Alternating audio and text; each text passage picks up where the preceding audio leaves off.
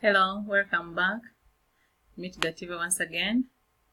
In the previous presentations, we looked at the general elements of drama, and we went ahead and looked at the summary plot of play King Lear. Let's embark on the tenets of drama as portrayed in the play King Lear. We begin with character and characterization. Obviously, characters are the people, objects that a playwright portrays or uses or employs in his text, and characterization are the traits that those characters have. In this particular play, King Lear, we are going to begin with King Lear as a character, a man more sinned against than sinning. I leave this one to your discretion and analysis by the end of the day. He's the aging king of Britain and the protagonist of the play. He divides his kingdom between the two daughters Gonriel and Regan, basing on praises. One would be right to say he's gullible and myopic because he does not differentiate between true and surface love. He loses his power of kingship in the process of trying to unburden himself of that responsibility. He learns from his mistake and dies when he has won the sympathy of the audience. Cordelia is Lear's youngest daughter, disowned by her father for the failure to heave her heart into her mouth. She marries Franz without dowry. She, however, remains loyal to the father and forgives him and reconciles with him. She dies in the process of saving her father from the tyranny hands of Gonriel and Regan. She is one character to sympathize with. Gonriel and Regan. These are two Lear's ruthless oldest and middle daughters respectively. They flatter their father, and he does not hesitate to give them all his property and wealth. They later overlook and disown him. One would be right to say they are jealous, traitorous, and ungrateful, very malicious, and have material greed for everything. They are married to Duke of Albany and Cornwall, respectively. They both fall for Edmund, Gloucester's bastard son. Gonriel, in particular, poisons her sister Regan, and she also finally stabs herself to death. Let's look at Gloucester, a nobleman and loyal to the king, though an adulterer. He misjudges his two sons Edgar and Edmund, and this leads to his fate. He is blinded by Edmund, but later on saved by Edgar from ending his life. He is blind when he has eyes, and sees no when he loses his sight. He, however, dies a happy man after reconciling with his son Edgar. Edgar is Gloucester's elder and legitimate son, though disowned by his father because of the cunning nature of Edmund. To survive, he disguises himself as poor Tom and lives a beggar life. He saves his father and later on arranges his brother's treason. Britain is left in his hands, along with Albany and Kent, a character worth appealing. Edmund, the wheel turns full circle, he asserts. He is Gloucester's young, illegitimate son, resents this status as bastard, and schemes to usurp his father's position and the title from Edgar. He conspires with Gonriel to kill Albany and has lust for both Gonriel and Regan. He goes ahead to plot for the imprisonment and death of Cordelia. He, however, admits his self-knowledge, but this does not save him from death, as he engages in a duel with his brother Edgar. Kent, a nobleman and loyal to the king, advises the king not banish Cordelia. And what happens next? He's banished himself. He disguises as Caius and comes back to serve the king. He's one character that affirms the audience that it is right for king to die, especially after the death of Cordelia. Duke of Albany is a husband to Gonriel, good-hearted, and does not hesitate to denounce the cruelty of his wife, Gonriel, and Cornwall. He is one character that sympathizes with Lear. He stays to take care of Britain along with Kent and Edgar. Cornwall is a husband to Regan, cruel and violent, very materialistic and ruthless. He works with Gonry and Regan to persecute Lear and Gloucester. He earns himself death from Gloucester's servant, stabs him in the back and bleeds to death. Oswald is a steward in Gonry's house who executes all the duties assigned to him by his mistress, including her conspiracies. He makes his death when he fights with Edgar in an attempt to save Gloucester. One would be right to say he's gullible and irrational.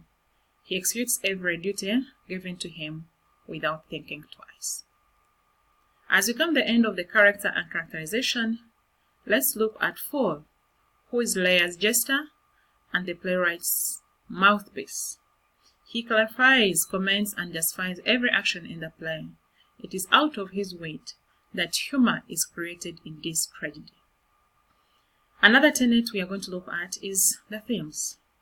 We have filial ingratitude versus filial love. Filial ingratitude. The children are not able to see the goodness in their parents, despite all that is done for them. For example, Gonry and Regan flatter their father, take his property, overlook him, and they go ahead to betray him. And so does Edmund to Gloucester. But under filial love, the parents love their children and do their best to make them happy. Lear loves his daughters, that's why he gives them all his property and wealth. He loves Cordelia before he is blinded. Gloucester does the same to Edgar before Edmund tricks him. And Gloucester gives everything to Edmund despite his betrayal. Another theme is justice versus injustice. Yes, it is very just for cruel characters to die. Edgar says the gods are just. And Gloucester asserts that it is foolish for humankind to assume the natural world works in parallel with the socially or morally convenient notions of justice, but very unjust for good characters to die along with bad ones. And it is worth saying that Gloucester's punishment without trial in courts of law is unjust. Let's look at authority versus chaos as one of the themes in this play. Lear is a king and a father. When Lear gives his authority to Gonry and Regan, he delivers the whole of Britain into chaos and cruelty.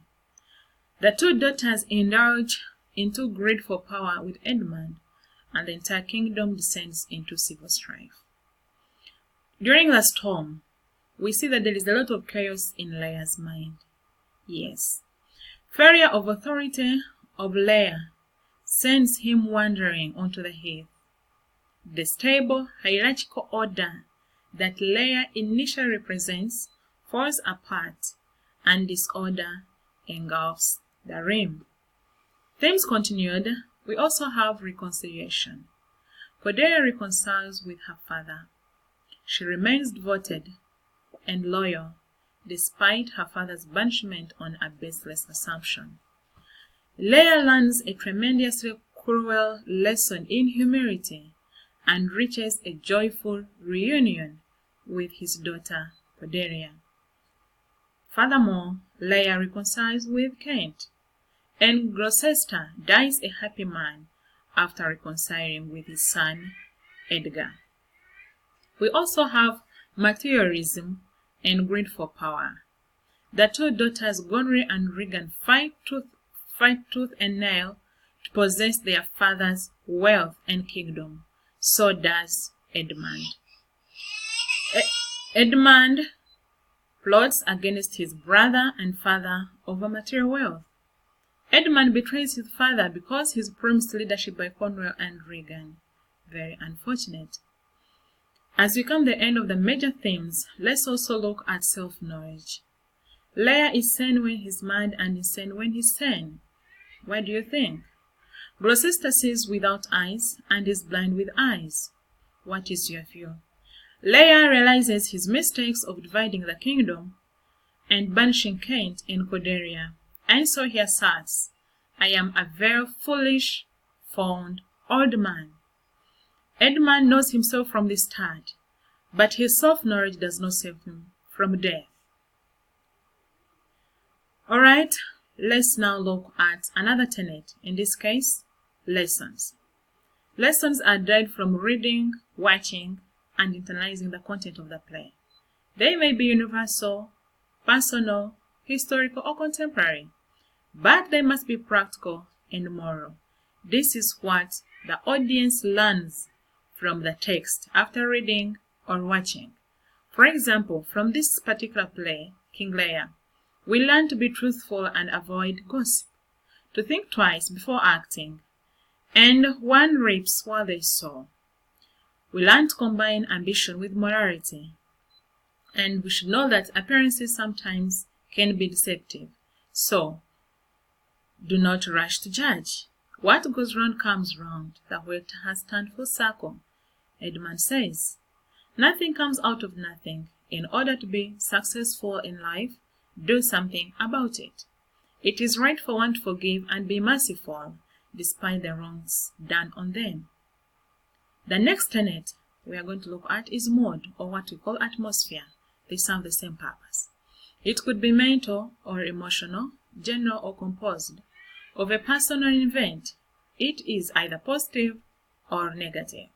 I'll give you a brief outline of the mood in this play.